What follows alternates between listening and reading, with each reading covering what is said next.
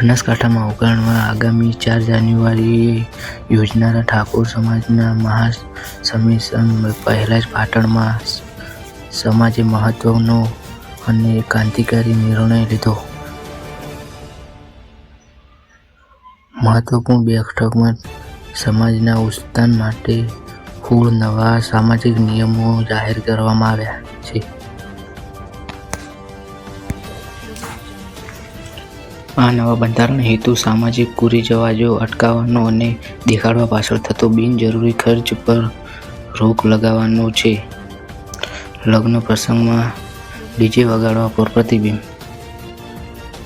સનરૂફવાળી મોંઘી ગાડીઓ લગાવવાનું સંપૂર્ણ બંધ. સગાઈ, લગ્ન અને મરણ પ્રસંગમાં થતા ભયંકર ખર્ચમાં કાપ. બચતના નાણાં શિક્ષણ અને સમાજના વિકાસ પાછળ ખર્ચવાની અપીલ. સમાજે આ પગલાં સામાજિક સુધારા અને આવનારી પેઢી ભવિષ્ય માટે સંપૂર્ણ ગણાય છે.